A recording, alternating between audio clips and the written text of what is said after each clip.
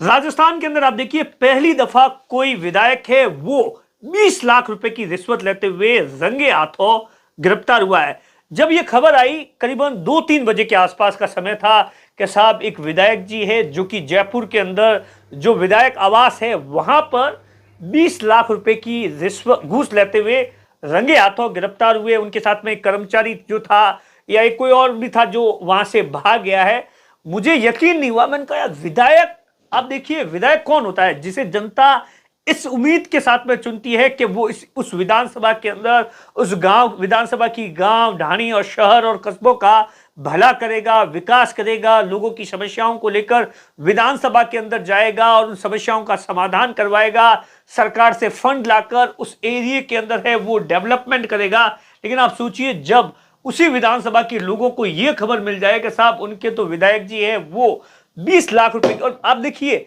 20 लाख रुपए की तो रिश्वत लेते हुए रंगे हाथों गिरफ्तार हुए हैं घूस लेते हुए। लेकिन मांगी कितनी थी? 2.5 करोड़ रुपए। 2.5 करोड़ रुपए के अंदर तो सौदा तय हुआ था साहब। विधायक जी ने तो कहा था कि साहब 10 करोड़ रुपए लूंगा, उससे 1 रुपया कम नहीं लूंगा, 10 करोड़ रुपए चाहिए रिश्वत के। और दरअसल क्यों मांगी थी रिश्वत, कौन है विधायक और क्या है पूरी कहानी, वो मैं आपको इस वीडियो के अंदर बताने की कोशिश करूंगा। दरअसल बांसवाड़ा देखिए राजस्थान के अंदर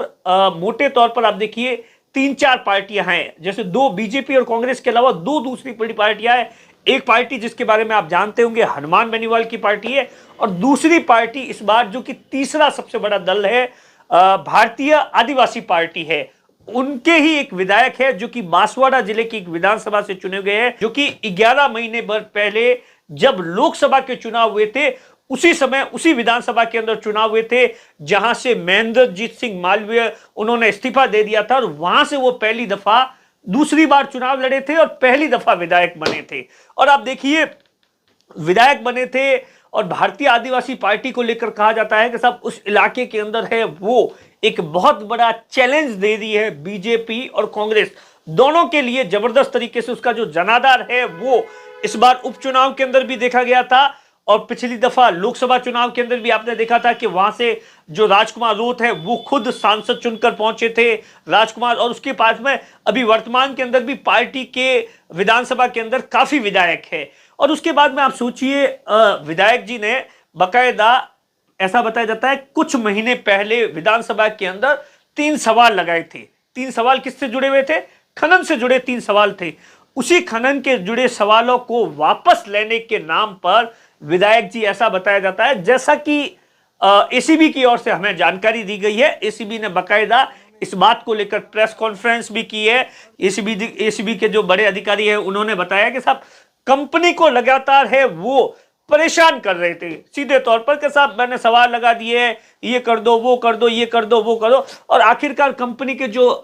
जिसका जो इस पूरे मामले के अंदर जो शिकायत करता है उसका नाम रविंदर बताया जा रहा है। जो रविंदर है उन्होंने विधायक जी से बातचीत की कुछ समय पहले, ऐसा बताया जाता है। बांसवाड़ा के अंदर पहली मुलाकात होती है बांसवाड़ा के अंदर, और वहां पर ऐसा बताया जाता है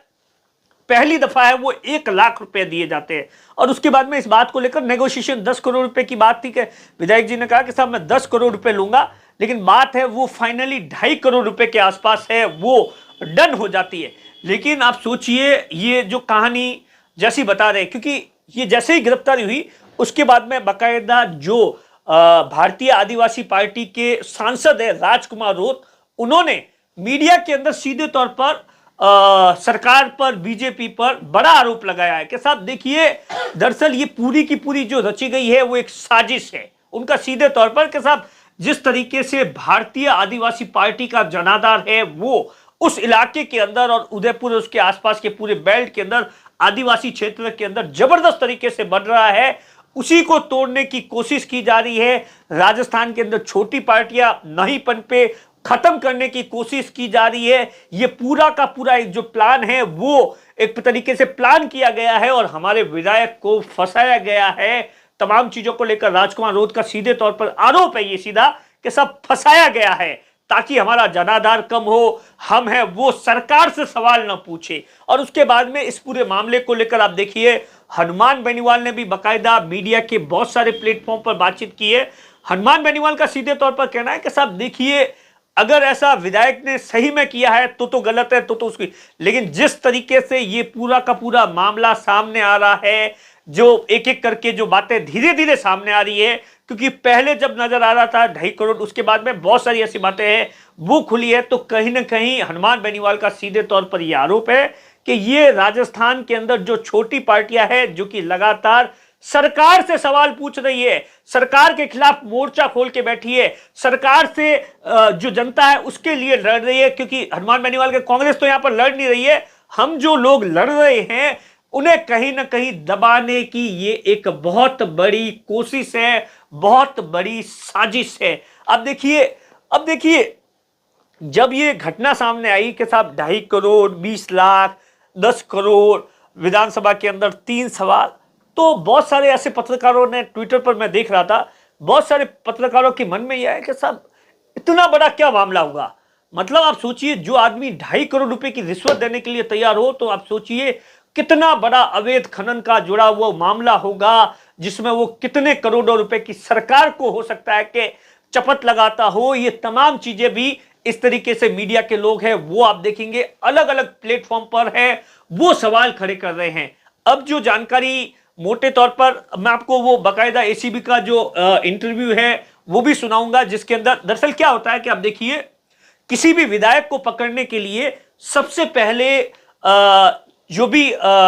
एजेंसी होती है उसे विधानसभा अध्यक्ष से परमिशन लेनी पड़ती है। विधानसभा अध्यक्ष को बकायदा इस बात की जानकारी देनी पड़ती है कि साहब इस विधायक के खिलाफ है वो इस तरीके की शिकायत आ रही है और हम हैं वो कार्रवाई करना चाहते हैं। और उसके बाद में जब विधानसभा के अध्यक्ष है इस बात को लेकर एग्री हो जाते हैं या अप्रूवल दे देते हैं, उसके बाद में एसीबी की ओर से कहा गया कि साहब हमने पहले इस मामले को लेकर है वो विधानसभा अध्यक्ष को बताया और उसके बाद हमने इस पूरे मामले को लेकर राजस्थान के मुख्यमंत्री भजनलाल शर्मा को बताया, क्योंकि वो गृह मंत्री है, इसलिए इतनी बड़ी कार्रवाई आप सोचिए राजस्थान के इतिहास के अंदर है वो पहली दफा हो रही है कि कोई विधायक, क्योंकि इससे पहले आपने देखा होगा कि साहब रिश्वत लेते हुए IAS, IPS, RAS, RPS, CI, थानेदार, पटवारी, फटवारी, जो भी ऐसे बहुत सारे एक्सीएन, आईएन, जईएन, फईएन, बहुत सारे लोग गिरफ्तार होते हैं, लेकिन आपने शायद राजस्थान के अंदर तो कभी नहीं सुना होगा कि सब विधायक जी है वो